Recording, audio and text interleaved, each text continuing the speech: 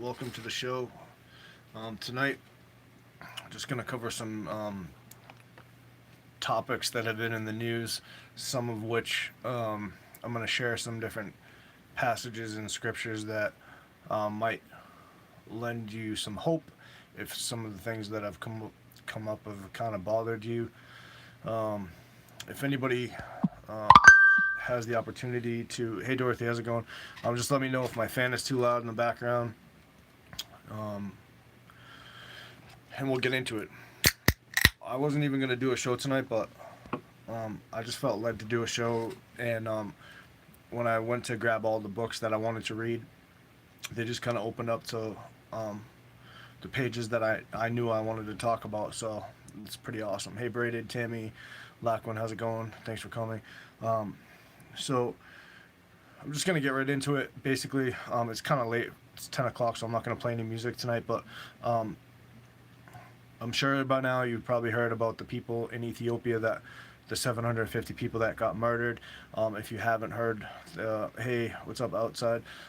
If you haven't heard about um,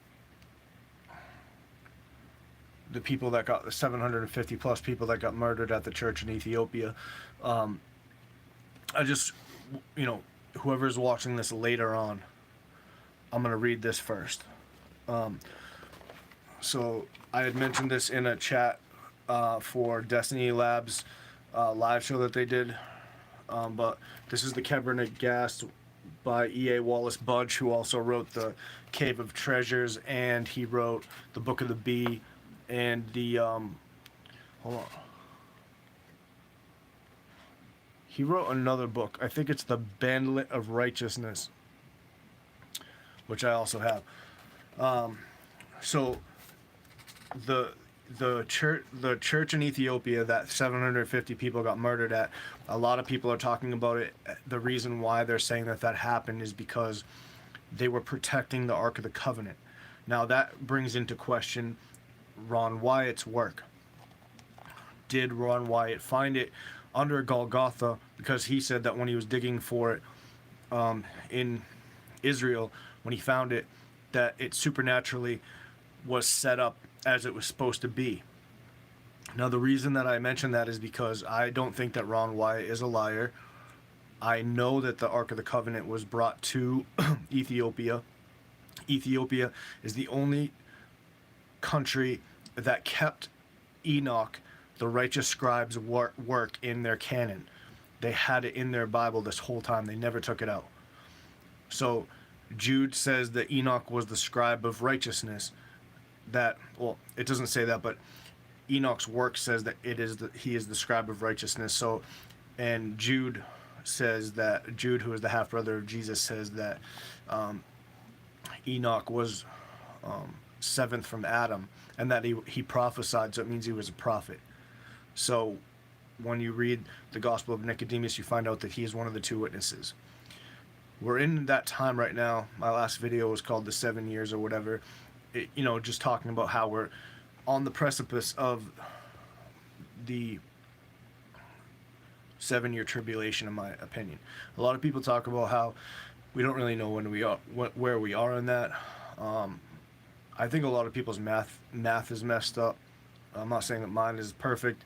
I'm not saying I even know the math correctly, but I do know a lot of things that a lot of people don't know, and I say that humbly, not arrogantly. I feel like when I was listening to Destiny Labs chat, a lot of people were talking about how only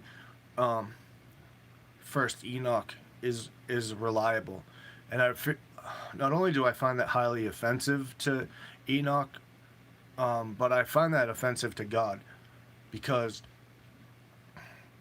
people don't realize how important it is to have the keys of the kingdom, because when you have the keys of the kingdom, you realize that a lot of the ways to interpret whether something is inspired or not is if it has the keys in it. Like, for instance, I told you guys before that the Gospel of Barnabas, which they're going to use to state that the Muslims have the correct, information, is a false gospel. But so that's the Gospel of Barnabas, but the Epistle of Barnabas is the actual document that tells us that the food laws are supposed to be talking about people And it proves the Muslims and the Jews were wrong about the us. They didn't understand Moses, and they were wrong about the entire thing. And what we did is we adopted the Pharisaic canon, the teaching of the 24. That's what I'm going to read to you in. I don't know if I'm going to read that part in Esdras, but I'm going to read part of Second Esdras, which is in the Apocrypha, the 80 book canon. So Second Esdras tells you, and Esdras had to fast and do all these things to receive the information that he was given. And he wrote a bunch of books, and he had scribes that wrote all throughout the day, but they only took food at night. But Esdras, he spoke all throughout the day and all throughout the night, and he drank a cup that was filled with like a liquid fire, basically, and it allowed his mind to understand things that a human wouldn't be able to understand. And God told him specifically, these books are for both the wise and the unwise, but the rest of the books are for only the wise. And there were way more books for just the wise people than the other books. There was a certain amount of books that were given to the wise and the unwise, and that is where you get the concept of the 24, because the amount of prophets that wrote those books are 24 men. That is why Jesus says, you I think it's in the Gospel of Thomas, which was dug up in Qumran this century. The reason Jesus says, you have forgotten about the one that's living in your presence and only speak about the dead, is because they're talking about the concept of the 24 prophets, which is a dead concept. That's not all the books that are available to the people. And the disciples were talking to Jesus, so the disciples, they're the ones that should be reading the wisdom text, but they weren't. So it's speaking of future times, it's speaking of future things. And to be honest, during the conversations on Destiny Labs channel, Annie was there, and I found it very insulting that one of the only people speaking any wisdom was Annie in the chat. And I don't say that just because she's here. I'm saying that in all honesty, there are so few people that are part of God's true people that understand the wisdom of God. And what God told me about that is right here. Let me just find it one second. Oh my gosh, I just don't even know how I just did that. I literally looked at the book and I found it. Okay, so this is 2nd Esdras 14, verse 42. The Most High gave understanding to the 5 men who took turns at writing down what was said, using characters which they had not known before. They continued to work throughout the 40 days, writing all day and taking food only at night. But as for me, I spoke all through the day, and even at night I did not break off. In the 40 days, 94 books were written down. At the end of the time, the Most High said to me, make public the 24 books you wrote first. They are to be read by everyone, but worthy to do so are not. But the last 70 books are to be kept back and given to none but the wise among your people. They contain a stream of understanding, a fountain of wisdom, and a flood of knowledge. And this I did. So, I mean, I'm getting chills right now. Just the fact that I didn't even realize it was right there where I had opened up the book. So, most people that are in most of the chats that you talk to, they don't read these books. They don't read the Apocrypha. They don't read Enoch. They don't read 2nd Enoch, 3rd Enoch, which is where Zen wrote most of his flat earth books out of. Then this is what the Lord opened up to me. I personally have been really, I wasn't going to do a show for, I don't even know how long. I was really pissed. I was really pissed at the evil that people are. I was pissed about some of the things that people wrote in the chats for the videos that me and Robert did together, the video that me and Robert did together. I was pissed at a lot of stuff. I was just so mad. I was upset. I heard something on TikTok today about a woman that was from Iraq who said that some of the Muslims killed these Christians' kids and made the Christians eat their own children. And I can play it for you right now. I just won't because it's too loud right now for my neighbors. But like, I was so upset with the world. I was so sick to death. And she was talking about how, Obama was out golfing with his husband, and she said wife, but his husband, and people are praising Obama at the same time that he's allowing the Muslims to murder Christians and make them eat their own children, and all these evil things that they do. They burn Christians, they mutilate Christians, they pour acid on their face, and they do all these things. And I just crying out to God, why are you letting all this stuff happen to us? Are you going to save us at some point? Are you going to at least help us at some point to let people know that these texts exist or something so that we can spread the gospel? Because nobody's working and nobody's doing anything right now. And so right when I was about to do this show, he gave me this. It says, chapter 15, proclaim to my people the words of prophecy which I give you to speak, says the Lord. Have them written down, for they are trustworthy and true. Do not be afraid of plots against you, and do not be troubled by the unbelief of your opponents, for everyone who does not believe will die because of his unbelief. Beware, says the Lord, I am letting loose over the earth terrible evils, sword and famine, death and destruction, because evil men have spread their wickedness the whole world over, and it is filled to overflowing with their deeds of violence. Therefore the Lord declares, I shall no longer keep silent about their godless acts, nor shall I tolerate their wicked practices. See how the blood of innocent victims cries to me for vengeance, and the souls of the just never cease to plead with me. And I'm going to stop there, and you can read the rest for yourself. Actually, I'm going to read the rest in 1 second because it has to do with what I'm going to read in something else in a moment. But I'm truly sad in my soul. And I told you that when I prayed to God the other night, that he was in the Garden of Gethsemane by himself. And he normally walks with me on the path along the road. And he was crying and he was praying. And he was praying for this world and how sick and evil and twisted it is. And he's just tired. And I'm tired. And I'm not even him. I'm not even righteous like him. And I'm tired. And I'm sick of this place. And I'm sick of the people that even amongst our Christian channels talk about each other behind their backs. And they say like kind, nice words when you're on their show, and then when you're off their show, they talk crap about you because the other channels that you're on, they don't agree with the things that the other person might agree with, and that pisses me off. It makes me sick to my stomach, and it makes me not even want to do this anymore. It makes me want to like shut this off and delete my whole channel and never do this again. But I don't do that because I know that there's a lot of people that like actually appreciate the knowledge and they want to know this stuff, so I keep doing it. But it just makes me sick to my stomach. And it's not like I'm saying I'm special because I know this stuff. I'm nothing. I'm like dirt. We're all dirt. But I'm just telling you that it ticks me off. And that's why I like sometimes like seem like mad or aggressive or something. It's not because I'm like mad or aggressive. It's because I'm just tired of the evils of this world, and even more the evils of the Christians. The Christians are sick and twisted and laugh about things that they shouldn't be laughing about, and talking in ways they shouldn't be talking, like about things that are holy and things that are good and righteous things that they don't understand. It's just sick. So anyways, I'm going to read the next part that has to do with what we're going to be talking about in a second as well, and it might be rereading something that you might have heard before, but it's important for what we're talking about tonight. Thank you, everyone. I appreciate it. Thank you, Danny. It says, see how the blood of innocent victims cries to me for vengeance, and the souls of the just never cease to plead with me. I shall most surely avenge them, says the Lord, and give ear to the plea of all the innocent blood that has been shed. My people are being led like sheep to the slaughter.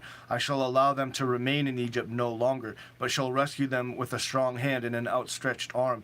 I shall strike the Egyptians with plagues, as I did once before, and bring ruin on their whole land, shaken to its very foundations. How Egypt will mourn when scourged and chastised by the plagues from the Lord. How workers on the land will mourn when seeds fail to grow and their trees are devastated by blight and hail and terrible storm. Woe to the world and its inhabitants. The sword that will destroy them is not far distant. With blade unsheathed, nation will rise against nation. Stable government will be at an end. As one faction prevails over another, they will in their day of power care nothing for king nor magnate. Anyone wishing to visit a city will find himself unable to do so, for rival ambitions will have reduced cities to chaos, demolishing houses and inspiring widespread fear. Sword in hand, a man will attack his neighbor's house and plunder his possessions while he's driven by famine and grinding misery. No pity will restrain him. Now, I also, obviously don't want anyone to be afraid of that, because at the same time that it says that, he's going to lead his people out of Egypt. But remember that the people of Israel were still in Egypt when all that stuff was happening, but they weren't hurt. Now, we're going to talk about literally everything I'm about to read. I literally didn't bookmark any of it, and I just opened to exactly where I needed to go. And I'm talking about 5 books within a matter of 5 minutes. So if you can even fathom how hard that would be to happen right now. And like I told the Lord, I basically said to God, like, I can't do any more right now. I need to have some peace and quiet in my mind because I just pumped out so many shows, and all this stuff in the world is starting to weigh on my spirit. And I said to God, I can't do anything right now. I need to take a break. And he said, basically, fine, take a break. But then, like, all this stuff just, like, was building inside of me like a fire, and I couldn't help but talk about what I'm talking about right now. So, hold on one second.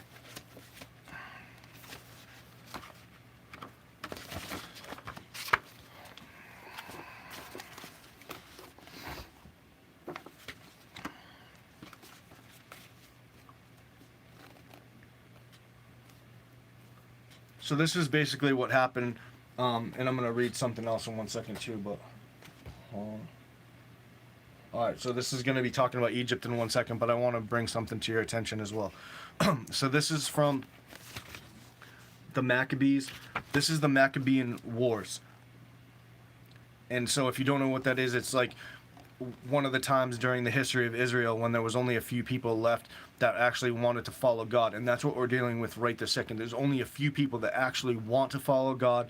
They're actually trying to be righteous, and they're trying to follow the ways of the Lord. They haven't denounced his texts that are true, wise. And I'm not saying you have to do that to understand like what's going on right now, but most of the people that are like stuck in the old ways of the church are following after false teachers because they've infiltrated the church. And if the people didn't figure it out while they're in the church, then they're just listening to blind guides, and that's a bad thing because they're going to walk right into a pit.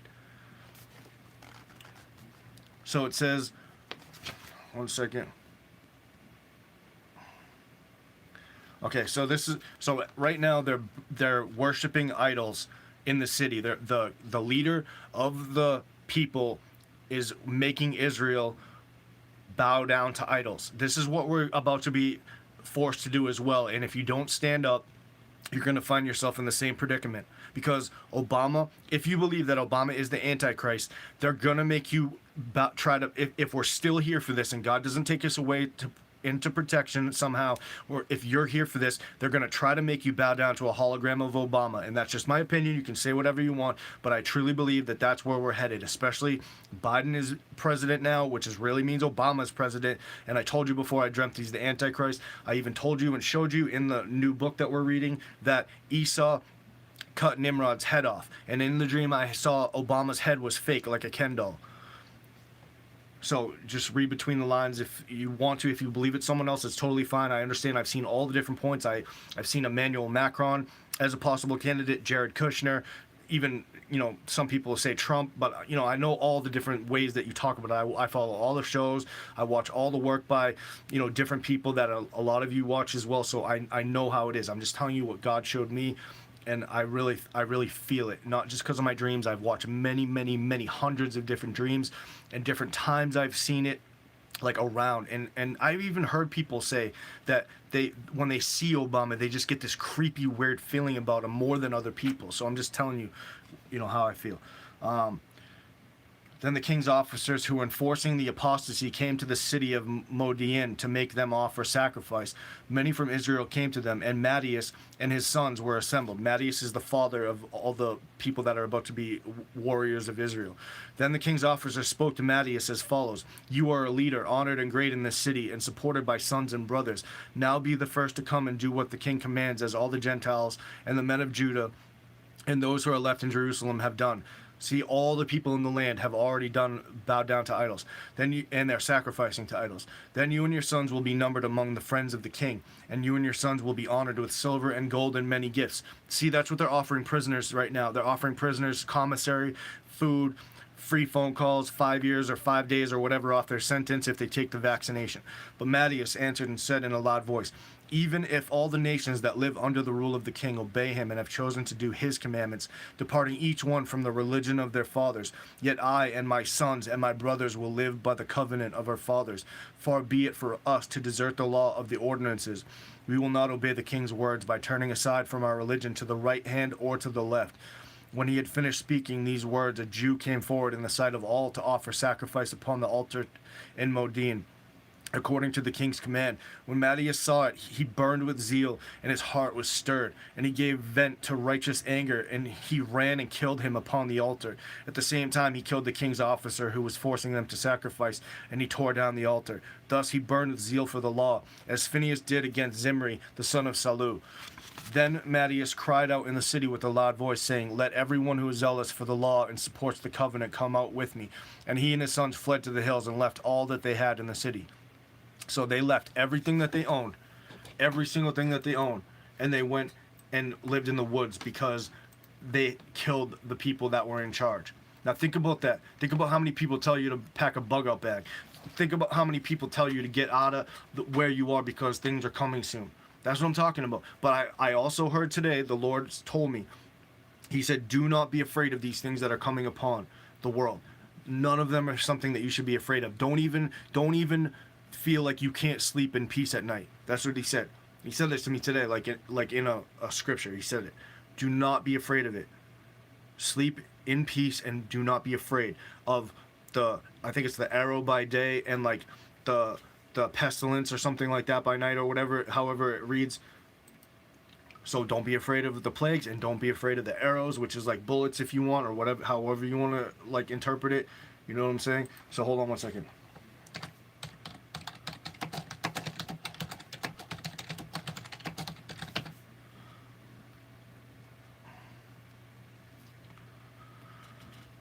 So it says Psalm 127, sons are a heritage from the Lord, children are a reward from him. Like arrows in the hands of a warrior are sons born in one's youth. And it says, blessed is the man whose quiver is full of them. So that's what this is talking about right now, in my opinion. It's talking about this man, Matthias, had many sons, and they fought with him against all these things that were coming. And I know many of my friends here have, large families that do not forget that you're a family unit and you should fight against this evil together as one if possible. So it says here, and it was reported to the king's officers and to the troops in Jerusalem, the city of David, that men who had rejected the king's command had gone down to the hiding places in the wilderness. Many pursued them and overtook them. They encamped opposite them and prepared for battle against them on the Sabbath day. And they said to them, enough of this, come out and do what the king commands and you will live. But they said, we will not come out, nor will we do what the king commands and so profane the Sabbath. Then the enemy hastened to attack them, but they did not answer them or hurl stones at them or block up their hiding places, for they said, let us all die in our innocence. Heaven and earth testify for us that you are killing us unjustly. So they attacked them on the Sabbath, and they died, with their wives and children and cattle, to the number of 1,000 persons. When Matthias and his friends learned of it, they mourned for them deeply. And each said to his neighbor, if we all do as our brethren have done, and refuse to fight with the Gentiles for our lives and for our ordinances, then they will quickly destroy us from the earth. So they made this decision that day, let us fight against every man who comes to attack us on the Sabbath day. Let us not all die as our brethren died in their hiding places. Then there united with them a company of Hasdians, mighty warriors of Israel, everyone who offered himself willingly for the law. And all became fugitives to escape their troubles, joined them and reinforced them. They organized an army and struck down sinners in their anger and lawless men in their wrath. The survivors fled to the Gentiles for safety.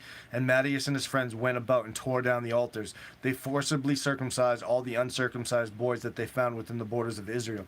They hunted down the arrogant men, and the work prospered in their hands. They rescued the law out of the hands of the Gentiles and kings, and they never let the sinner gain the upper hand.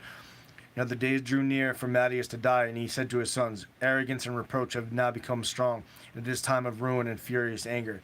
Now, my children, show zeal for the law, and give your lives for the covenant of our fathers.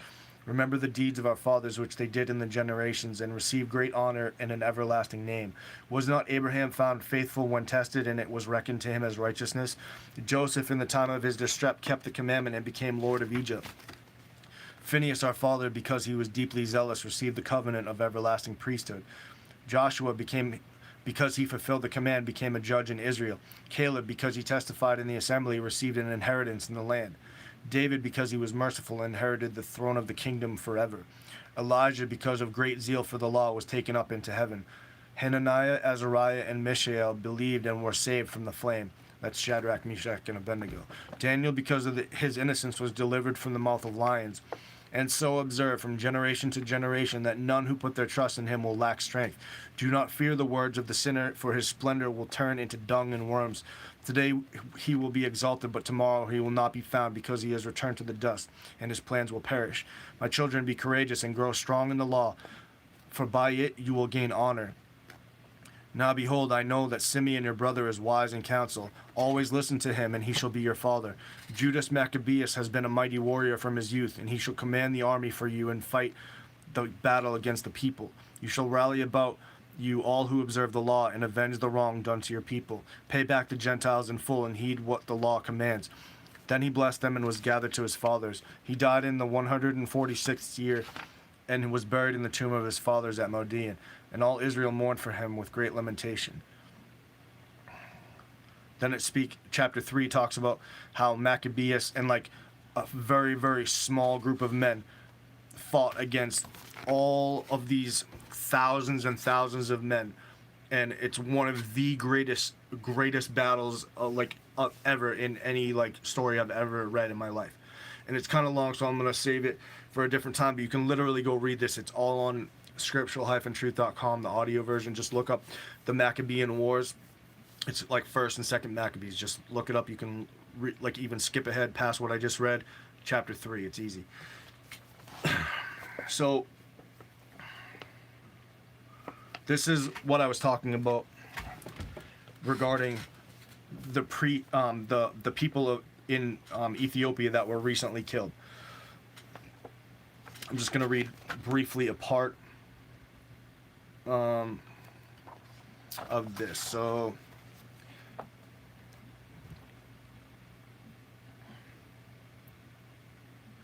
okay, so it's kind of hard out of context, but I'm just going to read actually this part. So it says, "This he said because the Levites had esteemed him lightly, and said unto him, Take this covering of Zion, and this votive gift shall be in the place of it, and place it in thy sanctuary. And when thou takest an oath, and makest another to take an oath, swear thou, and make him to swear by it, so that thou dost not make mention of the names of other gods of the heathen. And when they sacrifice, let thy face be towards us, and sacrifice to Jerusalem and the holy Zion. And when thou prayest, let thy face be toward Jerusalem, and pray towards us." So it's talking about, when it says Zion, it's talking about I'm pretty sure Zion represents like the Ark of the Covenant. That's what I'm reading about right now. So it says, "And Zadok the priest went and gave David the covering of Zion, and he delivered unto him all the commands which Solomon had spoken. And David, the son of Solomon, rejoiced because of this, and he marveled and held himself to be blessed exceedingly, and said, When the covering of the tabernacle of the law of God was committed to his charge, this shall be to me my lady. And Azarias answered and said before his father, Thou rejoicest over the covering, but how very much more wilt thou rejoice over the lady of the covering? And his father said unto him, Verily he rejoiceth over the lady of the covering, and he might subjugate all of us if we were not going to his own country. And he said unto the king, Make now a covenant with me, for thou wilt give to this my son this possession for this lady and his sponsor and his protection, and he may guard it all the days of his life for himself and for his seed after him, and thou wilt give him tithe, and that thou wilt give him a city of refuge in the kingdom. And I know this isn't making sense, but it will in a second. And also the 10th of the cities in all thy kingdom, and that he shall be unto thee priest and seer and prophet and teacher to thee and to thy seed after thee, and the anointer with oil of thy kingdom for thy children and thy children's children. And he said, I agree. And they struck, i.e. made a covenant, and he received from his father the votive offering, and the covering of Zion, and a chain of gold. And they loaded the wagons and the horses and the mules in order to depart, and they set out on a journey prosperously. And they continued to travel on. And Michael the archangel marched in front, and he spread out his wings, and made them to march through the sea as upon dry land. And upon the dry land he cut a path for them, and spreading himself out like a cloud over them, he hid them from the fiery heat of the sun. And as for their wagons, no man hauled his wagon, but he himself, i.e. Michael, marched with the wagons, and whether it was men or horses or mules or loaded camels, each was raised above the ground to the height of a cubit. And all those who rode upon the beasts were lifted up above their backs to the height of one span of a man. And all the various kinds of baggage were loaded on the beasts, as well as those who were mounted on them, were raised up to the height of one span of a man. And the beasts were lifted up to the height of one span of a man. And everyone traveled in the wagons like a ship on the sea, when the wind bloweth, and like a bat through the air when the desire of his belly urgeth him to devour his companions, and like an eagle when his body glideth above the wind. Thus did they travel. There was none in front and none behind, and they were disturbed neither on the right nor on the left. And they halted by Gaza, the city of the mother of the king, which Solomon the king had given to the queen of Ethiopia, when she came to him. And from there they came in one day to the border of Egypt, the name of which is Mesrine. And when the sons of the warriors of Israel saw that they had come in one day a distance of 13 days' march, and that they had not tired or hungry or thirsty, neither man nor beast, and that they all felt that they had eaten and drunk their fill, these sons of the warriors of Israel knew and believed that this was from God. And they said unto their king, let us let down the wagons, for we have come to the water of Ethiopia. This is the Takazi, which floweth down from Ethiopia, and watereth the valley of Egypt. And they let down their wagons, and they set up their tents. And the sons of the warriors of Israel went and drove away all the people, and they said unto David their king, shall we tell thee a matter? Canst thou hold it secret? And the king said unto them, yes, I can hold it secret. And if ye will tell it to me, I will never let it go forth or repeat it to the day of my death. And they said unto him, the Son descendeth from heaven, and was given on Sinai to Israel, and it became the salvation of the race of Adam, from Moses to the seed of Jesse. And behold, it is with thee by the will of God. It is not through us that this has been done, but by the will of God. It is not through us that it hath been done, but by the will of him that fashioned it and made it hath this happen. We wished, and God hath fulfilled our wish. We agreed concerning it, and God made it good, and we held converse concerning it, and God performed it. We meditate upon it, and God devised the plan. We spoke, and God was well pleased, and we directed our gaze, and God directed it rightly. We meditated, and God hath justified. And now God hath chosen thee, and it is well pleased with the city, to be the servant of the holy and heavenly Zion, the tabernacle of the law of God, and it shall be to thee a guide forever. See, they brought Zion, the tabernacle of the law of God, which is the Ark of the Covenant, they brought it to Ethiopia. And he said, can you keep it a secret? And you'll notice that Obama just became the president of Babylon, the United States, Mystery Babylon. Not Biden. Biden is a blundering fool, probably a clone, possessed by a demon. If he was human, he has Alzheimer's. There's no possible way that he could lead a country, let alone the largest and most prosperous country in the world. It's not possible. And like I had said before, like many people say,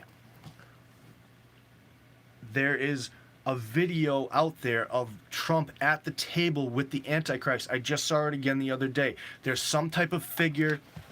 I mentioned this before. It's the Antichrist. It's Maitreya. There's a spirit called Maitreya. Benjamin Cream. This is another thing God showed me like 7 or 8 years ago when he told me about Nasara. They're going to promise free energy and all this free stuff. That's why they're doing the green thing with the Paris Accord and all this stuff.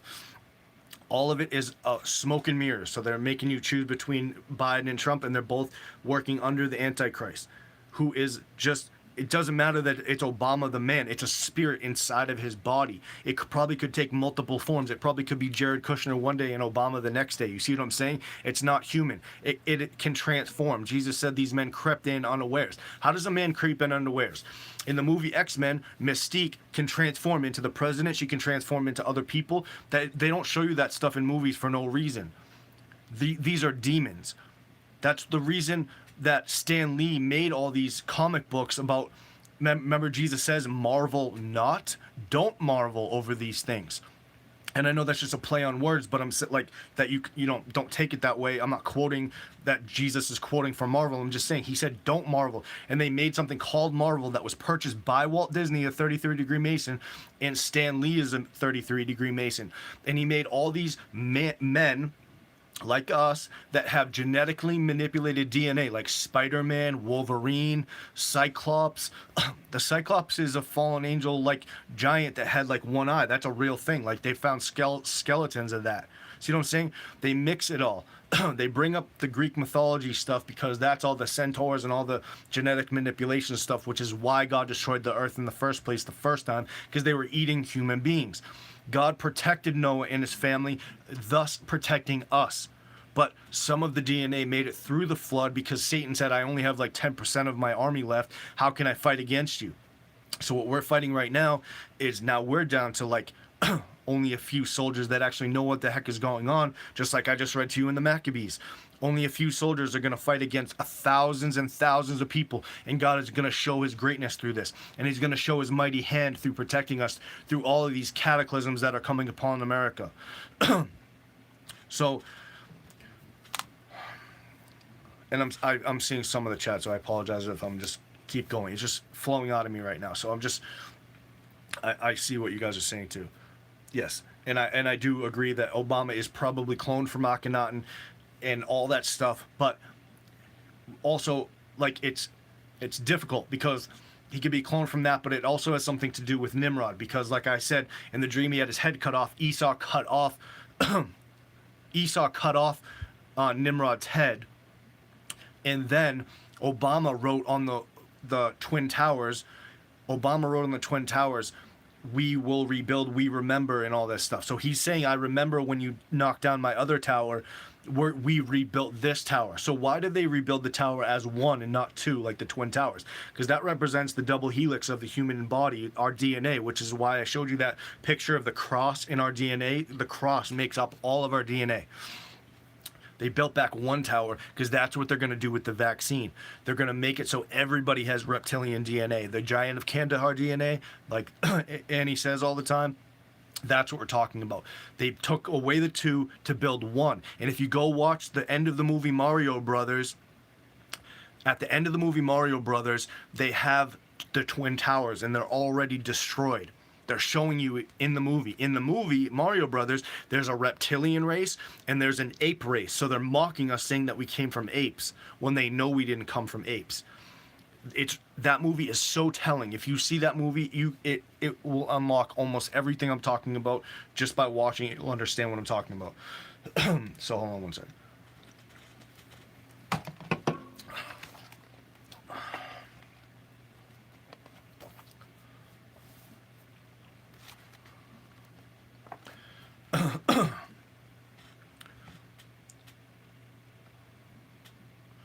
And Azarias made a sign of Elamias, and he said unto him, Go beautify and dress our lady, so that our king may see her. And when Azarias had said this, King David was perturbed, and he laid both hands upon his breast, and he drew breath 3 times and said, Hast thou in truth, O Lord, remembered us in thy mercy, the castaways, the people who thou hast rejected, so that I may see the pure habitation which is in heaven, the holy and heavenly Zion, with what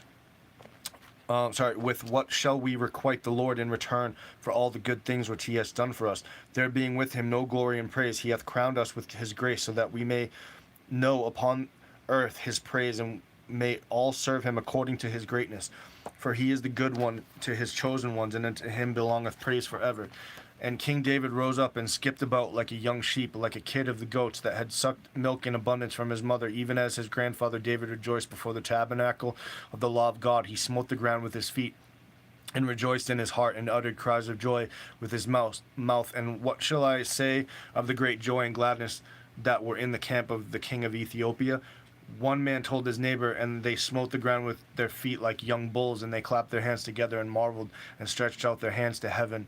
And they cast themselves down with their faces to the ground, and they gave thanks unto God in their hearts. And I didn't read the part before, but because Solomon touched the grasshopper on the handle or whatever, and that constituted him bowing before idols, that's why the Ark of the Covenant left Israel and went to Ethiopia. It was taken away from him. And King David came and stood up before Zion, and he saluted it and made obeisance thereto, and said, O Lord God of Israel, to thee be praised, because thou doest thy will and not the will of men. Thou makest the wise man to forget his wisdom, and thou destroyest the counsel of the counselor. And thou raisest the poor man from the depth, and thou settest the sole of his foot upon a strong rock. For a full cup of glory is in thy hand for those who love thee, and a full cup of shame for those who hate thee. As for us, our salvation shall go forth out of Zion, and he shall remove sin from his people. And goodness and mercy shall be poured out in all the world, for we are the work of his hands. And who shall rebuke us if he love us as Israel his people? And who shall reprove him if he raiseth us up to heaven in his throne? For death and life are from him, and glory and dishonor are in his hand. And he hath the power to punish and to multiply his compassion. And he can be wroth and multiply his mercy. For it is he who trieth the heart and the reins. He giveth and he taketh away, and he planteth and he uprooteth. He buildeth up and he throweth down. He beautifieth and he deformeth. For everything belongeth to him, and everything is from him, and everything existeth in him. And as for thee, O tabernacle of the law of God, salvation be white whither thou goest, and from the place whence thou go forth. Salvation be in the house and in the field. Salvation be here and be there. Salvation be in the palace and in the lowly place. Salvation be on the sea and on the dry land. Salvation be in the mountains and in the hills. Salvation be in the heavens and on the earth. Salvation be in the firm grounds and in the abysses. Salvation be in death and in life. Salvation be in thy coming and in thy going forth. Salvation be to our children and to the tribe of thy people. Salvation be in thy countries and in thy cities. Salvation be to the kings and to the nobles. Salvation be to the plants and to the fruits. Salvation be to the men and to the beasts, and salvation be to the birds and to the creeping things of the earth. Be salvation, be an intercessor and a merciful one, and have regard for thy people. Be unto us a wall, and we will be unto thee a fence. Be thou a king unto us, and we will be thy people. Be thou a guide unto us, and we will follow after thee. And be not impatient, and mark not closely, and be not angry at the multitude of our sins, for we are a people who have not the law, and who have not learned thy praise. And from this time forward, guide us and teach us, and make us to have understanding, and make us to have wisdom, that we may learn thy praise. And thy name shall be praised by us at all times, and all the day, and every night, and every hour, and all the length of time. Give us power, that we may serve thee. Rise up, Zion, and put on thy strength, and conquer thine enemies, and give us strength, our queen, and put thou to shame those who hate thee, and make to rejoice those who love thee. And then he made a circuit and said, Behold Zion, behold salvation, behold the one who rejoiceth. Behold the splendor like the sun. Behold the one adorned with praise. Behold the one who is decorated like a bride, not with the apparel of fleeting glory, but the one who is decorated with the glory and praise which are from God, whom is to meet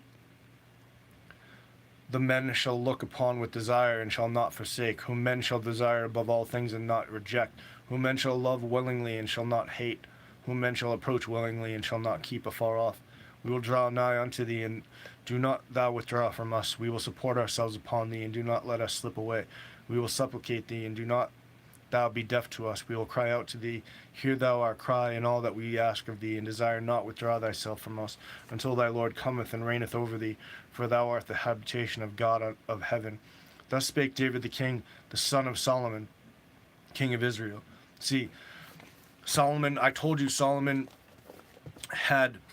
he tried to have a child in every nation, but he only got 3 sons. One of them was with the queen of Ethiopia, and that was his son David.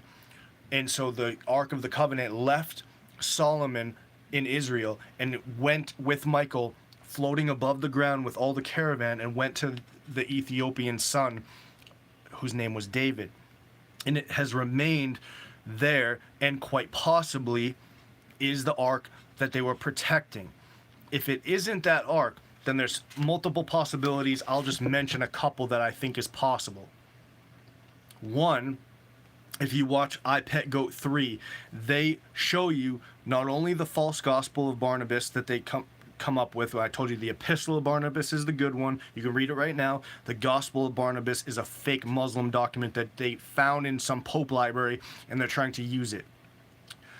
2, in I Pet Goat 3, they talk about the Ark of the Covenant, and it's a fake Ark of the Covenant. So Ron Wyatt found the real Ark of the Covenant in Israel, so it might have gone back, and we don't know how it got back there, or somehow it got moved spiritually from one place to the other, and it's being protected so that they can't open it until a certain time. So we don't know if they went there to kill that church because they thought it was there. They killed all the people, and it was actually a mock one that they built, and it's the fake one. So now maybe they're there to get the fake one, and they're going to use that to pronounce the Antichrist. I'm just saying possibilities. We don't know. We aren't God. We don't know. But I don't think that Ron Wyatt was lying. He not only found the Ark of the Covenant, but he found Noah's Ark, and he was a really humble and nice man. And I don't think that he would have made all that stuff up for no reason. I just heard him speak, and I've seen his eyes, and you can just tell that he loves God. But 750 people just got killed in Ethiopia, and I believe they were looking for the Ark of the Covenant. Truly, I do.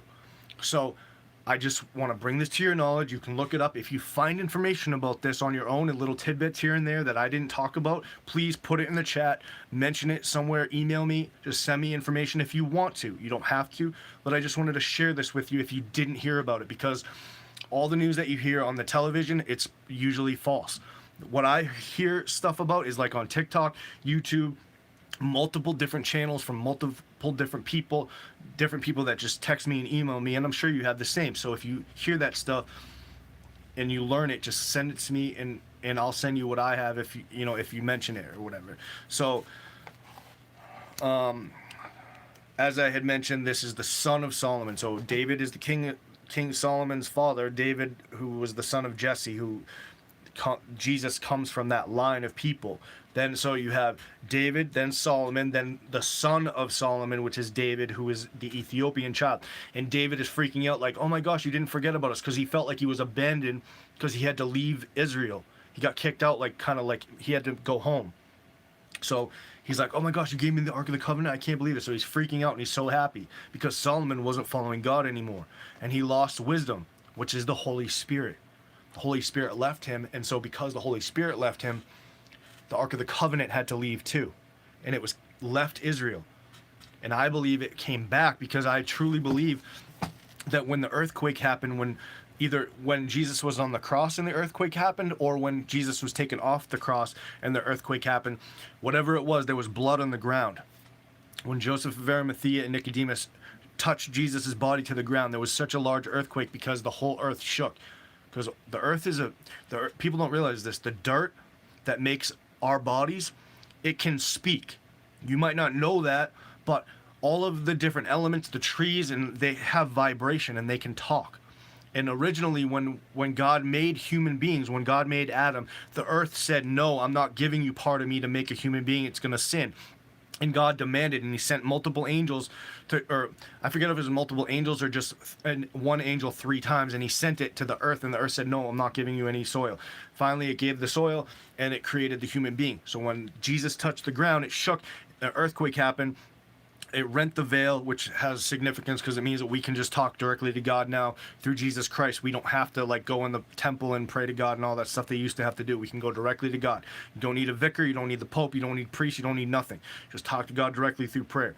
When the earth opened up and it cracked, the blood of Jesus dripped down through the Ark of the Covenant, like on through the ground. In my opinion, it went over Adam's body, which is buried in the mountain. I don't know if that's positively true, but just different texts that I've heard, so that's what I drew in my picture. But anyways, the blood went through the ground, went into the Ark of the Covenant, and it purified the different items that are in the Ark of the Covenant.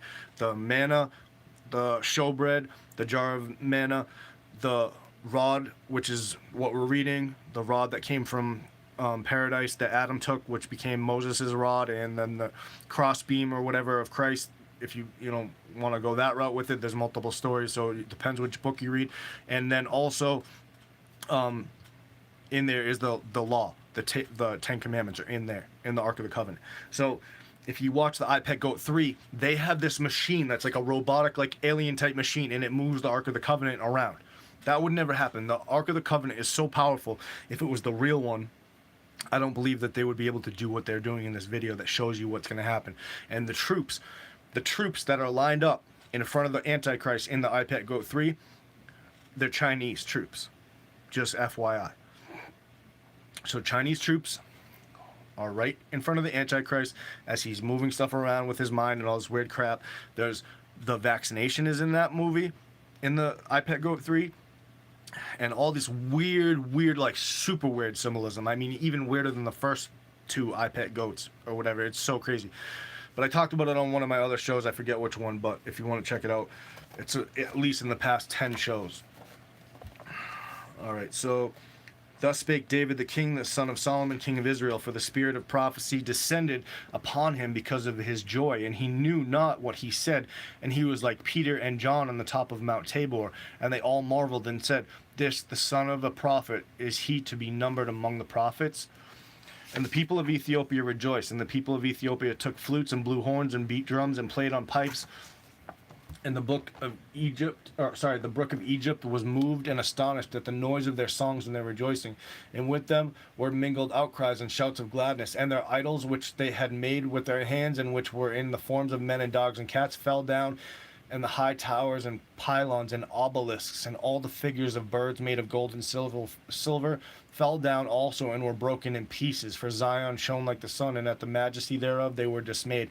And they arrayed Zion in her apparel, and they bore the gifts to her before her, and set her upon a wagon, and they spread out purple beneath her, and they draped her with draperies of purple, and they sang songs before her and behind her.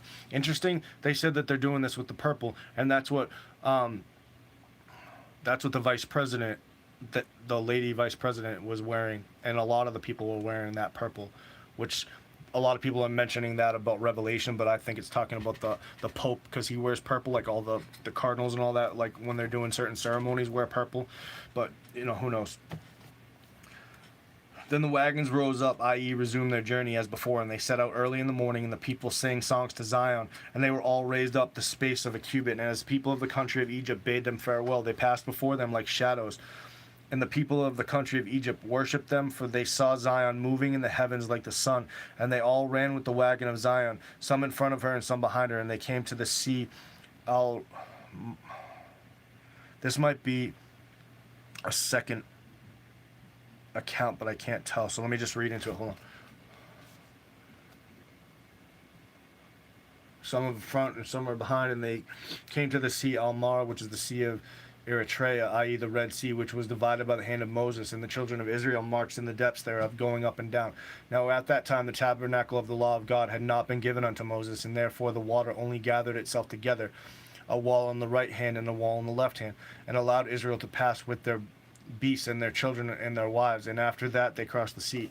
God spoke to Moses and gave him the tabernacle of the covenant with the book of the law. And when the holy Zion crossed over with those who were in attendance on her, and who sang songs to the accompaniment of harps and flutes, the sea received them, and its waves leapt up, as do the high mountains when they are split asunder. And it roared, even as a lion roareth when he is enraged. And it thundered, as doth the winter thunder of Damascus and Ethiopia, when the lightning smiteth the clouds. And the sound thereof mingled with the sounds of musical instruments. And the sea worshipped Zion. And whilst its billows were tossing about like the mountains, their wagons were raised above the waves for the space of 3 cubits, and among the sound of the songs, the noise of the breaking of the waves of the sea was wonderful. The breaking of the waves of the sea was exceedingly majestic and stupefying, and it was mighty and strong. And the creatures that were in the sea, those that could be recognized and those that were invisible, came forth and worshipped Zion.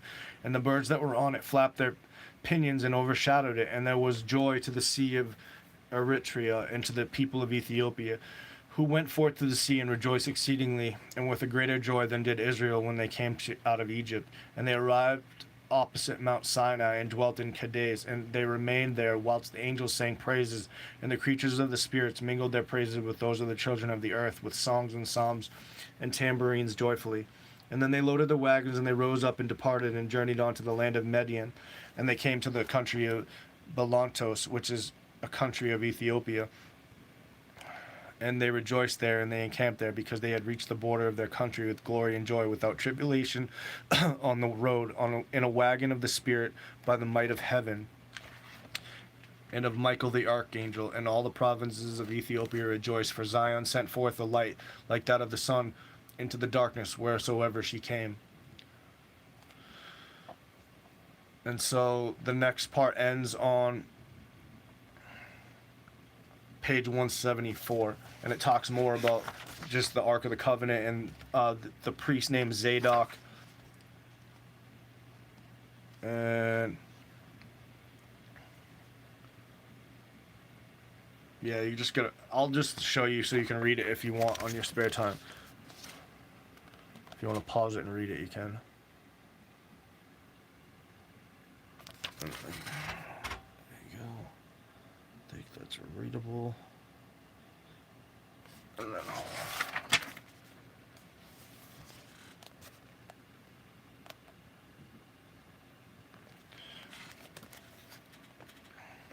and this is the last part.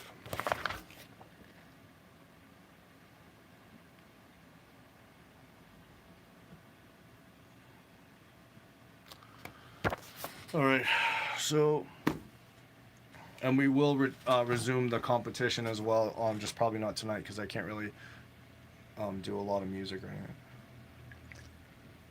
anything. Not that that matters, but all right. So the next part is from the Chronicles of Jeremiel. Hey, Amy, good question. I'll answer that. So we read Second Esdras from the Apocrypha. We read the Kebra Nagast. Oh, no problem. Thank you, everyone, for coming. I appreciate it. Thank you, Tammy. So, Chronicles of Jeremiel, what we're reading tonight is what happened in Egypt. And I've read this before, but I'm going to read it again tonight because I think it's important. And this is what, part of this is what I read the night that I had the dream. Hold on a second. Part of this is what I read the night that I had the dream that Trump was building the wall to keep us all in the country, not to keep the Spanish people out. And if you read it, it just tells you that Pharaoh built a wall around Egypt so none of the slaves could leave. And if you don't know this, you should probably know this, is that we are slaves. I know probably a lot of people know that the Federal Reserve is not real money. We went bankrupt during Roosevelt, I believe, Franklin D. Roosevelt, the guy with the mustache that said carry a big stick or whatever. During the Great Depression, he sold us out and backed us. We're the gold, not the actual gold. So we backed the dollar. So our back sweat and blood and tears and everything backs our current fiat money system. And on your birth certificate, it's written in capital letters. That means that you're a corporation. So every debt that we have is like we back it up by our work. That's why there is Social Security and all that stuff and the whole system. It's flawed. It's messed up. And if you also find out the reason why Sodom and Gomorrah was destroyed, not only for all the sexual deviance and all the injustice, but also because the money system was messed up. There were bad weights and measures. God hates that. God hates all those things. He hates injustice. He's a just and righteous God, and he hates it. So these are all reasons why this current system is going to be destroyed. And trust me, it's going to be hard, but he will take care of us. All right. From the time that Jacob and his sons came to the land of Goshen, there reigned in it certain shepherds, for the land of Egypt was divided into 3 kingdoms. The land of Ramses, where the Tibet reigned, this was situated at the extreme end of Egypt. The Israelites built this town, which afterwards was called Ramses, on account of the evil and the tribute which were imposed upon the Israelites. The former name of the city was Heroes, another capital of Moph.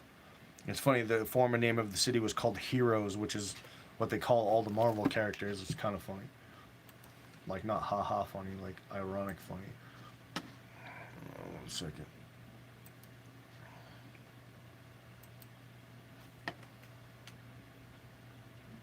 There's a rabid ladybug or something. Am I right? Alright, hold on a second.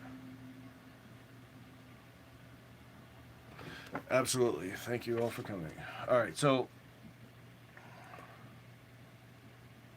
1 second. Yeah, I think it is trying to... It's on the light, so I think you're right. Alright. Another capital was Moph. This is Memphis. For Epis, king of Egypt, built it and was made a god because Jovis, the god of Egypt, revealed himself to them in the form of a calf and a ram, and therefore they called it Serapis. On this account, shepherds were the abomination of Egypt in the land of Memphis, Noph, Pathros, Taphanes, for the Egyptians did not eat sheep or rams because they worshipped them as gods. But the land of Goshen was interesting. All of God's people were shepherds, and Jesus is a shepherd, like our shepherd, and we're sheep. Isn't that kind of funny? And they hated them. For the Egyptians did not eat sheep or rams because they worshipped them as gods. But the land of Goshen was the kingdom of the shepherds in honor of Joseph and Jacob and his sons, all of whom were shepherds. Now a new king arose in Egypt who did not know Joseph and his good deeds. This was Pharaoh Amenophis. In his days there arose in the air the likeness of an ox. On its right side it had a mark resembling the moon, from which there issued sparks. When it arose in the morning with the sun, it used to fly in the air of heaven. All the Egyptians worshipped it, which I think the Muslims have that sign on their flag. I probably said that last time too, but I noticed that kind of stuff when I read this. And when it stood, when it moved, they also moved, and when it stood, they also stood. The ox used also to sing hymns. This it did once in each year. It became a festival day in Egypt, and they called the day Serapis. On account of this, the Israelites afterwards made the calf in the wilderness, as it is said, and he passed through the sea of affliction. And that's like what I said. The two Janus and Jambres are the ones that they went out of Egypt with them, and they prompted them to create the golden calf, and then they did it.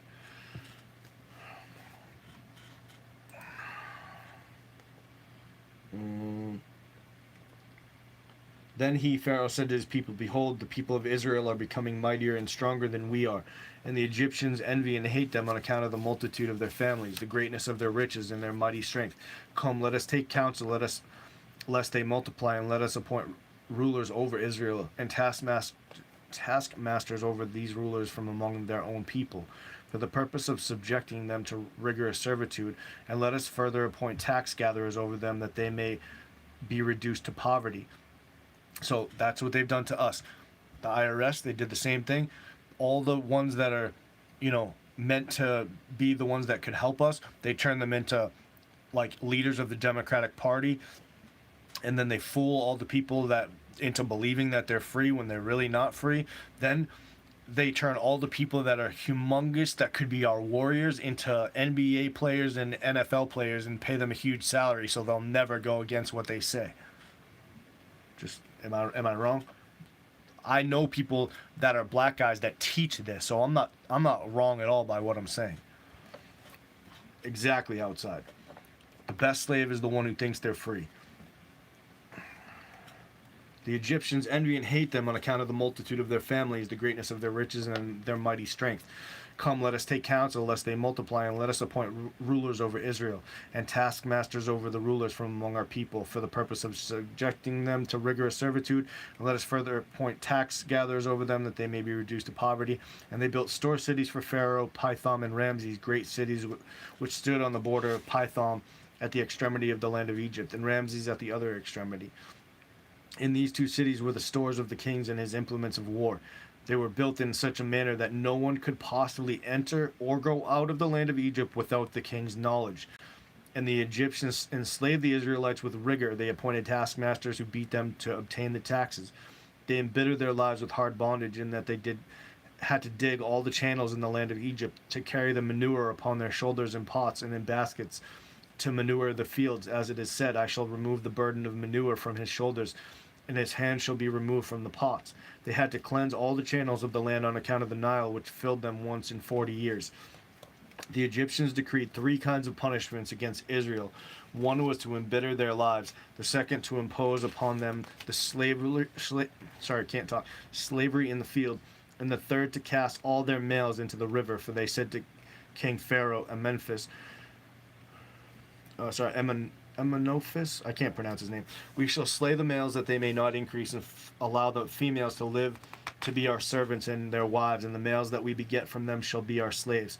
On this account their misery went up before the Lord, and it came to pass, when the time of pregnancy of the women had almost come to an end, they went out in the field and there gave birth to their children, and they left them in the field. And the Lord then sent an angel, who washed the children and placed in their hands 2 stones, from one which they sucked milk, and from the other honey. When the children were weaned, they returned to their father's house. And when the Egyptians saw the children in the field, they tried to take them away. But the earth opened its mouth and swallowed them up. The Egyptians brought their plowshares and plowed the field over them, but could not harm them, for the Lord had saved them. Pause. That is probably, if you haven't heard that yet, that's unfathomable. A lot of people don't even realize that actually happened. They don't realize that God did that and opened up the earth to keep the baby safe. Never mind, gave them rocks which milk and honey came out of, like as if they were breastfeeding. But also, if you don't believe that, The same thing happened to John the Baptist and his mother when they were fleeing away from the soldiers that had come to kill them because they killed Zacharias in the temple. They killed Zacharias, and as John the Baptist and his mother were fleeing, Sarah, I believe her name is, the mouth of the mountain, like a rock face, a straight rock face, opened up, and it took John the Baptist and his mother inside and protected them. So this is a common thing that happens in the Bible to people that God is going to save. So that's why, a lot of people talk about the rapture, right? This is why I say what I say. A lot of people talk about the rapture. Like, for instance, Zen says there's not going to be a rapture. We're not going to be saved until the end. But I told you in my dream I saw, and I'm not saying Zen's wrong. This is how I position it in my mind, okay? Zen's one of the only people I don't think I've ever said he was wrong about anything. So, I mean, I'm reading his books right now.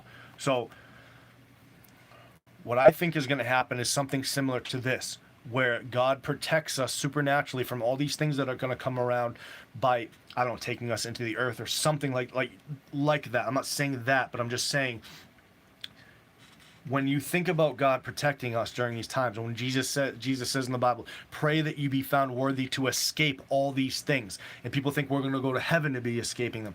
Maybe not. Maybe we'll be here and we'll be invisible to these people. I don't know if you ever heard Dimitri Duduman's prophecy about the world at the end, but when he went from being a soldier that was persecuting Christians to all of a sudden bringing in Bibles into Russia.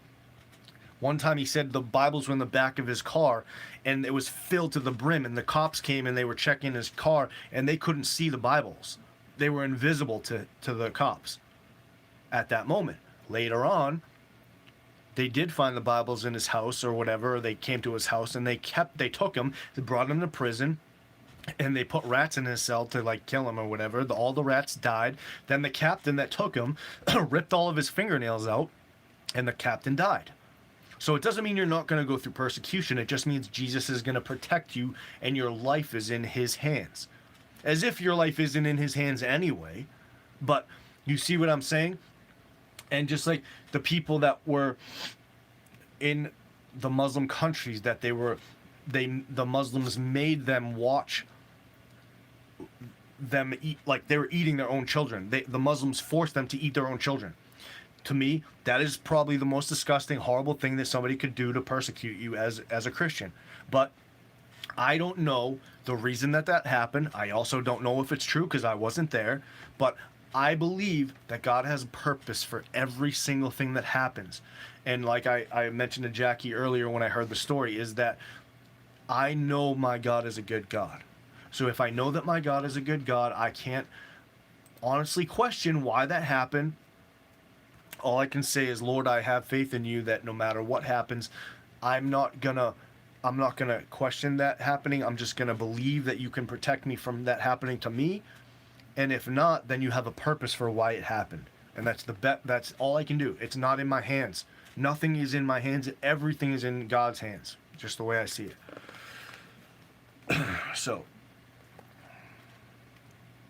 So what I just had read is the Egyptians brought their plowshares and tried to plow the children over, but couldn't harm them, for the Lord had saved them. The elders and all the people then gathered together, wept and wailed, saying, it would have been better had our wives been barren, for the fruit of the womb has now been annihilated. Now let no man approach his wife for some time, for it is preferable to die childless than to see our children defiled by the Gentile, until we know what the Lord will do. See, that's the worry. That's the worry that they had by seeing such evil things happening. That's like what happened to me today. I was worried. I'm thinking, oh man, like there's so much bad stuff happening. We have, like, God, please come and save us. And I'm human. Okay, I'm human, and I know all of us are human. But here's what Moses' father said. Now Amram answered and said, are you willing to destroy by obstinacy or with premeditation the world? But even when misery has reached the bottom of the abyss, the seed of Israel will not be destroyed. For the Lord had sworn to Abraham to afflict his seed for 400 years.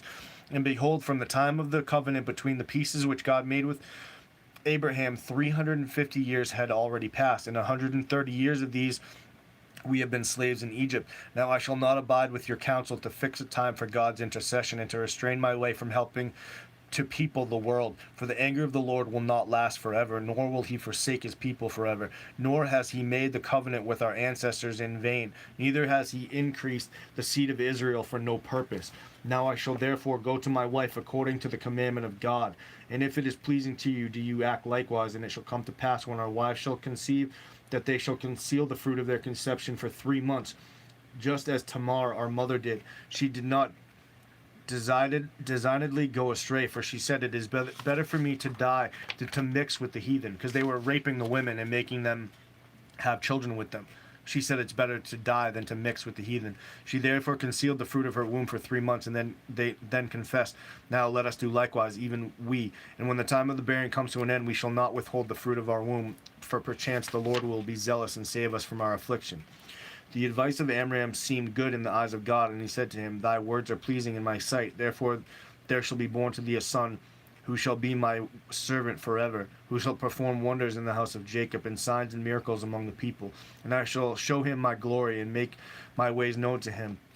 In him shall I cause my light to burn, and shall teach him my statutes and laws, and I shall lead him on the high places of my righteousness and my judgments, and through him shall the light of the world be kindled. Of him have I thought from the beginning, when I said, my spirit shall not strive any longer with man, since he is to be flesh. His days shall be 120 years. Now please, please, please remember what that I said that.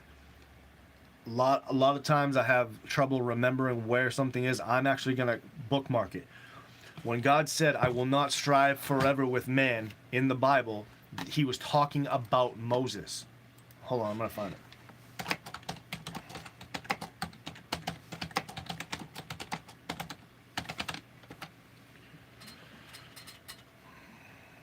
Genesis 6:3.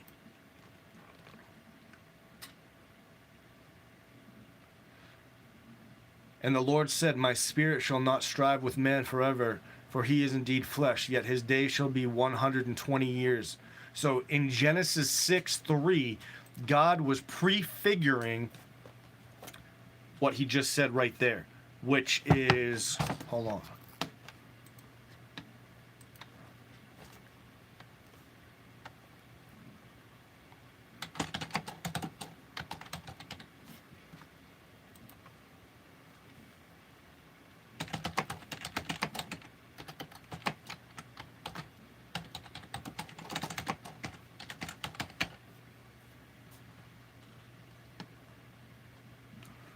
Okay, so Genesis chapter 37 through 50. Hold on one second.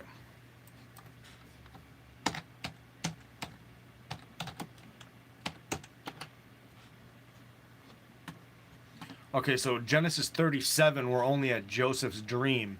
So that means if we're at Genesis 50. Okay, so that means we're at, hold on a second.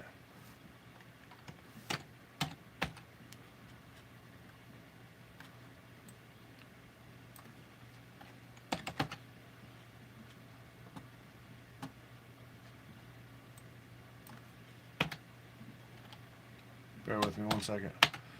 I'm just trying to prove this out for myself really quick.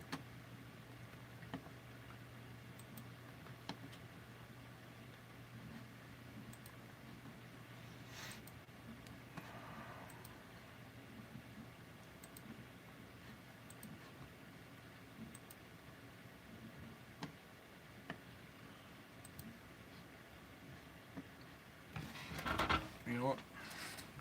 I'll just look myself.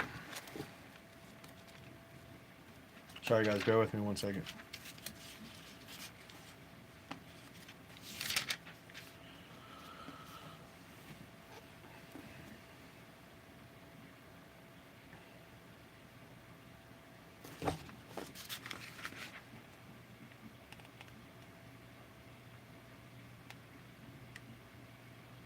So, Exodus 2, a certain man, a descendant of a Levi, married a Levite woman. She conceived and bore a son, and when she saw what a fine child he was, she kept him hidden for 3 months.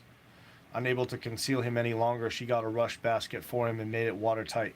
So that's when Moses was born. Exodus chapter 2. So right here, we're talking about, hold on a second, I gotta bookmark this. Right here, we're talking about Jesus, or God and Jesus, the Word of God. He in advance was talking about not striving with man forever. His days will be 120 years. And that was in Genesis 6:3. And you don't hear about this story of Moses even being alive until Exodus 2. That is amazing. And most people don't even know that. I don't even know how many times I said that in my life. His days shall be 120, and God is literally talking about Moses, and nobody even knows why God said the 120 years thing, because they don't read these other books that have the information, because you don't find out here. All it says is, hold on a second, and this is just a revised English Standard Bible. So you're right here, Exodus. So it says, Pharaoh then issued an order to all the Egyptians that every newborn Hebrew boy was to be thrown into the Nile, but all the girls were to be allowed to live. That's Exodus 1, and then it goes right into chapter 2 and just says that they put them in a basket. So you heard everything I just read. That's like in between chapter 1 and 2 of Exodus. Everything I just read is all the additional information of what actually happened. So then it says, Amram of the tribe of Levi went forth and took Jochebed, the daughter of the Levi, to wife. All the people likewise took them wives. And Amram begot a son and daughter, Aaron and Miriam. And the Spirit of the Lord came upon Miriam, so that she had a dream in the night. She told her father, saying, In the night I saw a man clothed in fine linen. Tell thy father and mother, he said, that whatever is born to thee in the night will be cast upon the waters, and by him the waters shall become dry. And through him shall wonders and miracles be performed, and he shall save my people Israel, and he shall be their leader forever. This dream Miriam told her father and mother, but they did not believe it. Now Jochebed had conceived for 6 months, and in the 7th month she bore a son, and they could no longer conceal him, for the Egyptians had made houses by which they knew of the birth of a child. Remember I told you those things that they put in parking lots? Hold on.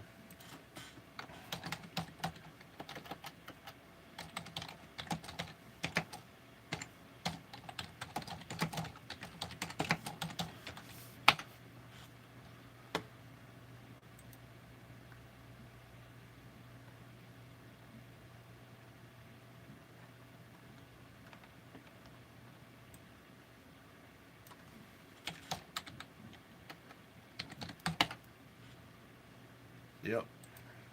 This is it. See? That's what they put in the parking lots for people to spy on them in cities. This is what they were doing so that they could find out if the people were having babies or not, and they put them on all the corners near the houses where the Egyptians lived. I mean, where the Israelites lived, the slaves. So anyway, hold on a second. All right.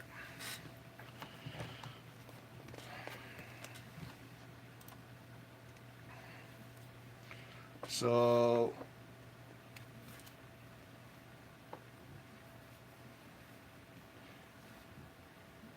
then therefore they made a little ark and placed the child among the bulrushes. The elders then said to Amram, Did we not say to thee, it is better for us to die childless than to see the fruit of our womb cast into the sea? Then said Amram to his daughter Miriam, Where is thy prophecy? So his sister stood a little distance off to know what would become of the child, and Pharaoh's daughter went down to wash, and she took the child and adopted as a son. In the 130th year after the Israelites had gone down to Egypt, Pharaoh dreamt the dream. While he was sitting on the throne of his kingdom, he lifted up his eyes and beheld an old man standing before him. In his hand he held a pair of scales as used by merchants. The old man then took the scales, and holding them up before Pharaoh, he laid hold of all the elders of Egypt and its princes, together with all its great men, and having bound them together, placed them in one pan of the scales. After that he took a milk goat, and placing it in the other pan, it outweighed all the others. And Pharaoh then awoke, and it was a dream. Rising early the next morning, he called all his servants and told them the dream. They were sorely afraid by it, and one of the king's eunuchs said, This is nothing else than the foreboding of a great evil about to fall upon Egypt. On hearing this, the king said to the eunuch, What will it be? And the eunuch replied, A child will be born in Israel who will destroy all the land of Egypt. If it is pleasing to the king, let the royal command go forth in all the land of Egypt, that every male born among the Hebrews should be slain. so that this evil will be averted from the land of Egypt. The king did so, and accordingly sent for the Hebrew midwives, one of whom was named Shiphrah and another Puah, and said to them, when the Hebrew women give birth, and ye see upon the stools that it is a son, ye shall slay it. But if a daughter, then let it live. But the midwives feared God, and did not do according to the king's word, but let all the males live. And the king therefore summoned the midwives, and said to them, why have you done this thing and kept the males alive? And the midwives answered Pharaoh, saying, the Hebrew women are not like the Egyptian women, for they are like the free animals of the field, which do not require midwives. Before the midwives come to them, the children are born. And when Pharaoh saw that he could do nothing with them, he commanded all his people, saying, every male that is born ye shall cast into the river, but all the females ye shall keep alive. And when the Israelites heard this command of the Pharaoh to cast their males into the river, some of the people separated from their wives, while others remained with them. It came to pass about the time of childbirth that the women went out into the field, and the Lord, who swore to their ancestors that he would multiply them, sent them an angel, one of his ministers, who was appointed over childbirth, to wash it, rub it with salt. And the angel bound in it swaddling clothes, and placed it in the child's hand 2 smooth stones, one from which it sucked milk, and the other honey. God also caused its hair to grow down to its knees, so that it was well covered by it, and the angel rocked it caressingly. And when God had compassion upon them, and sought to increase them upon the face of the whole land, he commanded the earth to swallow the children up, and protect them until they grew up. And after which time it should open its mouth, and let them go forth, so that they should sprout as the grass of the field, and as the young trees of the forest. Then they would return to their families, and to the house of their fathers, where they would remain. Accordingly, it happened that after the earth had swallowed up, through the mercy of God, the males born of the house of Jacob, that the Egyptians went out into the field to plow with teams of oxen with plowshares. They worked, plowed upon them as the spoiler in the time of harvest. But although they plowed never so hard, they were unable to injure them, and they thus increased abundantly. This is another version. It came to pass at the time of birth that they left their children in the field, and the Lord, who swore to their ancestors that he would cause them to inherit the land, tamed for them the beasts of the field, and sustained and reared them, as it is said, and the beasts of the field were at the peace with thee. When the Egyptians saw that the Israelites left their sons in the field, and that the wild beasts helped them, and led them in the forest until they had grown to manhood, they said, these have surely reared them in the caverns and vaults of the earth. And each of them brought their plowshare, and they plowed above them. And there was a Levite in the land of Egypt, whose name was Amram, and son of Quehath, the son of Levi, the son of Jacob. This man betrothed Jochebed, and the daughter of Levi, the sister of his father, and she conceived and bare a daughter, and called her Miriam, the bitter, because in those days people began to embitter the lives of the Israelites. They conceived again, and bare a son, whose name was Aaron. Pregnancy. Because during the time of her pregnancy, Pharaoh began to shed the blood of the males upon the ground, and to cast them into the river of Egypt. When, however, the word of the king and his decree became known respecting the casting of the males into the river, many of God's people separated from their wives, as did Amram from his wife. After a lapse of 3 years, the Spirit of God came upon Miriam, so that she went forth and prophesied in the house, saying, behold, a son shall be born to my mother and father, and he shall rescue the Israelites from the hands of the Egyptians. Hold on. I'm just going to skip ahead because it's pretty much exactly the same. At that time the Egyptian women took secret counsel together to destroy the Hebrew women. They therefore went to the land of Goshen, where the Israelites were carrying their little children who could not speak upon their shoulders. The Hebrew women then hid their children from the Egyptians, so that their existence might not become known to them, in order to preserve them from destruction and annihilation. The Egyptian women came thus to Goshen with their children who could not speak. And when one of them came into the house of the Hebrew, she made her own child chatter in the child's language, and the hidden child, hearing it, replied in the same manner. The Egyptian women thereupon went to Pharaoh's house to tell him of it, and Pharaoh sent his officers to slay those children. After that child, Moses had been hidden now for 3 months, and it thus became known to Pharaoh. The mother took the child and placed it in a little ark of bulrushes, which she daubed with slime and with pitch. She then hurriedly placed the child among the flags of the river brink, while his sister stood at a distance to wit what would be done to him. God then sent a drought and great heat in the land of Egypt, so that it burnt one's very flesh upon him, just as when the sun is at its strength. The Egyptians were therefore sorely troubled, and Pharaoh's daughter went down by the riverside to bathe, as did all the Egyptian women, on account of the heat and the drought. And her handmaids and all the Pharaoh's concubines went with her. While thus occupied, she beheld the ark floating in the water, and sent her handmaid to fetch it. On opening the box, she discovered the child, and it began to cry, and she had pity upon it, and said, "This is one of the Hebrew children." At this, the Egyptian woman by the river came up for the purpose of suckling it, but it refused to take them. God wished to return it to the breast of his mother. The child's sister, Miriam, then said to the mother's daughter, "Shall I go and call a Hebrew nurse to suckle the child?" "Yes," she said, and she forthwith called the child's own mother. Then said Pharaoh's daughter, "Take this child and suckle it for me, and I will give thee as a reward a monthly wage of 2 pieces of silver." So the woman took the child and nursed it. After 2 years, she brought it to Pharaoh's daughter, who adopted it, and she called his name Moses. For from the waters I drew him. But his father called him Heber, because for his sake he joined his wife again, and from whom he had separated himself, while his mother called him Yequitiel, because I placed my hope in God the Almighty, and he returned him to her.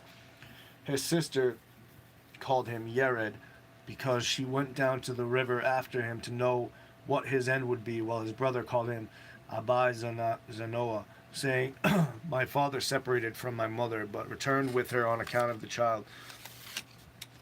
Kehath, his grandfather, named him Abigdor, because for his sake God closed up the breach of the house of Jacob, so that they no more cast the children into the water. His nurse called him Abi Soko, seeing that he was hidden in a tent or a box for 3 months out of the fear of the descendants of Ham. And all Israel called him Beth Nathaniel, because in his days God heard their groaning. You see what it said right there? The descendants of Ham. Remember, Ham was the fourth or the third son. So that's the line of Cain. Because Noah had 2 wives. Naamah, who had the first 2 sons, which were from the line of Adam. Then Naamah, the second wife, which was from the line of Cain, which had Ham. And then Ham slept with his mother, Naamah. They were both the serpent seed from the line of Cain, which then produced Canaan, which then produced all the Egyptians. See how the Egyptians worship the snake? They have the snake on their head. That's what the Pharaoh is. That's what the symbol is. That's Obama on the symbol for the Shriners, which have the Pharaoh hat on. It's the same thing. It's been happening ever since then. That's why I said I had that dream when I read this of Trump, not as Trump, but Trump doing it for the Pharaoh. He's building a wall around the country so that they can produce those 10 FEMA zones. The 10 FEMA zones, which they're hiring for right now, those 10 FEMA zones will be where they're going to bring all the people, and they're going to put them in hard bondage just like this, and they're going to cut everybody's heads off if they don't do whatever they tell them to, or whoever they're going to kill. And God, listen, God said it's going to be this way. God said whoever goes into prison will go into prison. Whoever goes into this will go into this. He has a place for all of us, and whatever it's meant to be will be. Whatever plan he has for us, it will be. It wasn't easy. Even all this stuff happened, and it helped them get out of the struggles and stuff that they were in. Moses didn't have it easy, not even until the day he died. Moses had it hard his whole life. And even, it was prophetic to happen that way, but even all the things Moses did, he still got pissed, and he, whacked the rock or whatever, and then he couldn't go into the promised land because he didn't obey God and do what he was supposed to do. Same thing happened to Philip, one of God's disciples. He cursed the people that were hanging him up with hooks to die, and instead of blessing the people that hurt him, he cursed them, and he had to wait outside of paradise for 40 days with a flaming sword above him in terror instead of going right into paradise. You see, even though we're doing all these things and we're having to endure all these things, God has a plan for us. It's going to be difficult, but he has a plan for us. You're going to think that he doesn't care about you and he might have forgot about you, but he didn't forget about you. So I'm just trying to give you hope where he gives me hope during the day when I'm feeling like what the heck is going to happen now, this is not looking good. And he, if he gives me hope, I'm just trying to pass it on, because I'm sure that there's people out there that might be feeling the same way that I am when they see what's going on in the world. Or maybe you're nothing like that, and you didn't worry, and I'm just, I'm the only one. But yeah, so wanted to read the Chronicles of Jeremiah. So that was the part where they go in the field that I wanted to share with you, and there was one other thing. I think that was it. Hold on a second.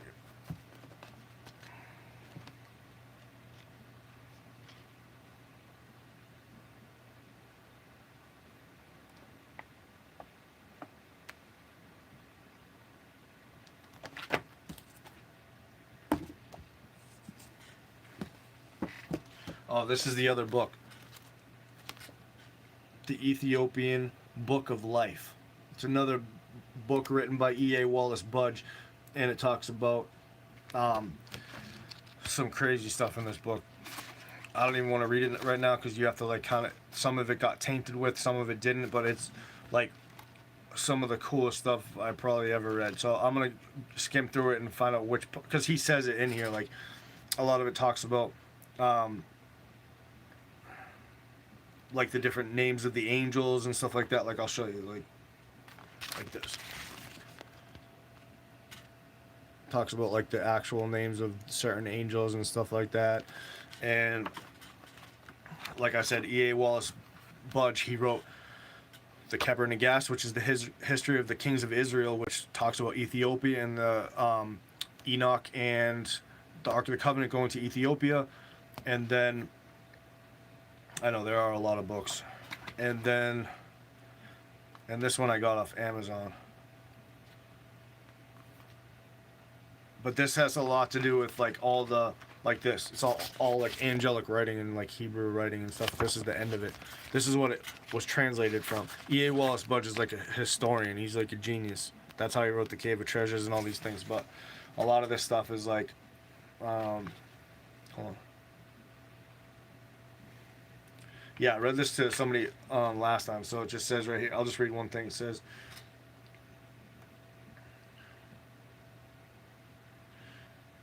and the Lord Jesus replied, I swear unto thee, and I will not lie unto thee, O Mary, my mother. I swear unto thee by God, my Father, by Christ, which is my name, by the Paraclete, which is the Holy Spirit.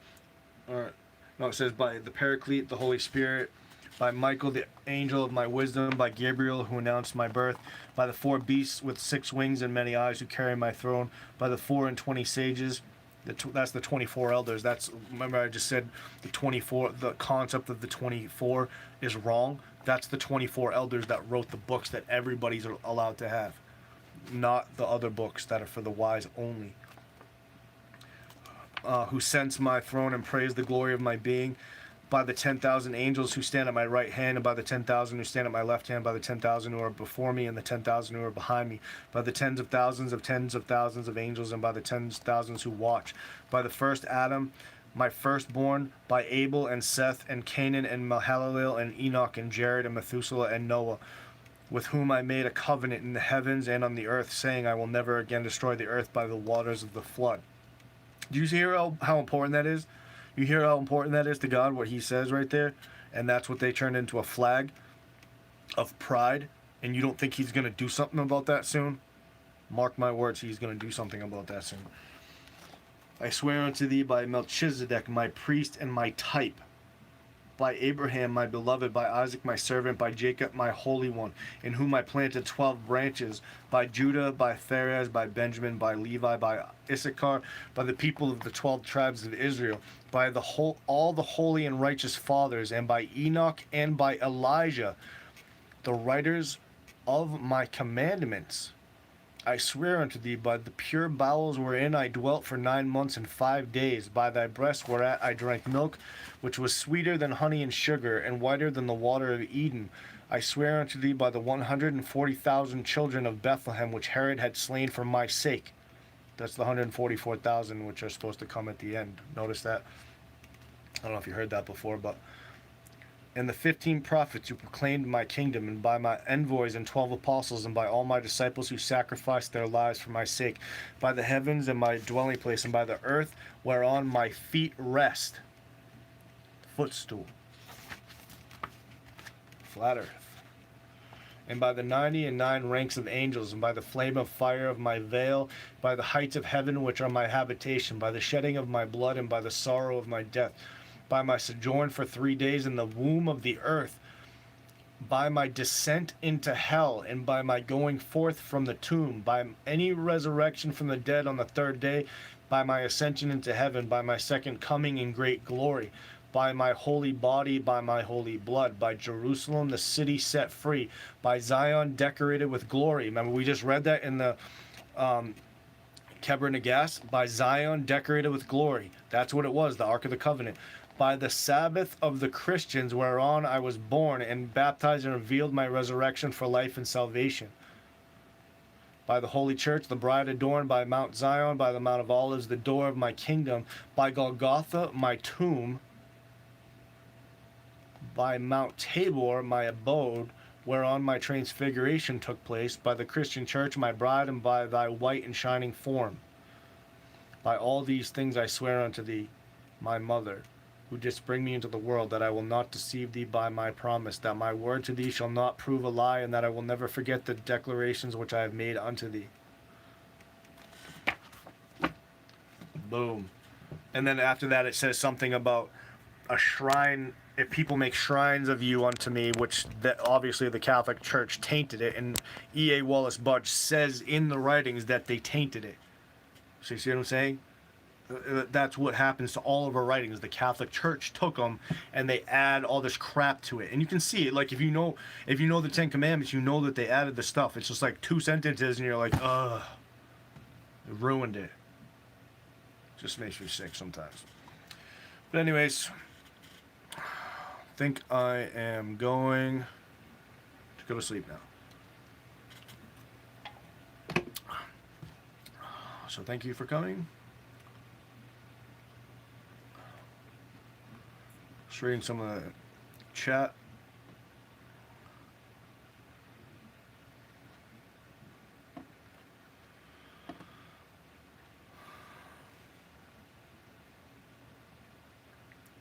Thank you all for coming. Probably do another show by Friday, I'd say. Hey Dorothy, thank you for coming. Barbara, thank you.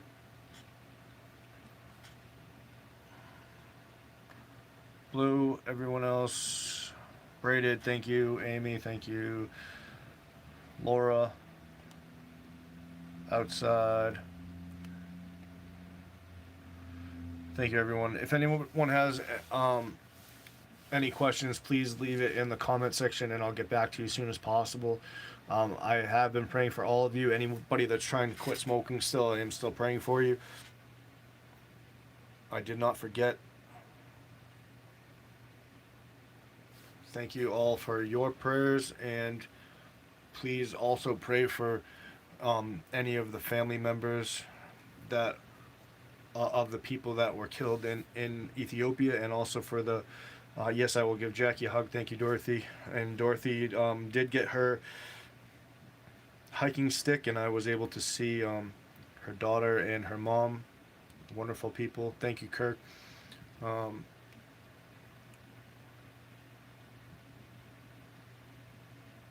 Thank you all. Thank you so much. I appreciate it.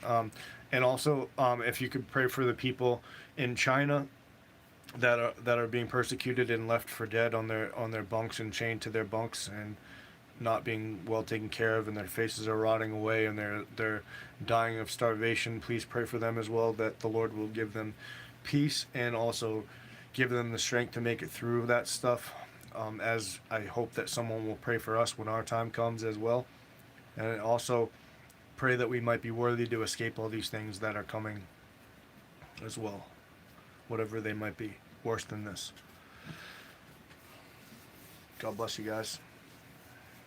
Awesome. That's great, Dorothy. Thanks, everybody. God bless you all. Have a great night. Yeah, that holy oil is very strong, so prepare yourself accordingly. God bless you guys. Have a great night. Thanks, Rita. Take care, guys. Have a good night.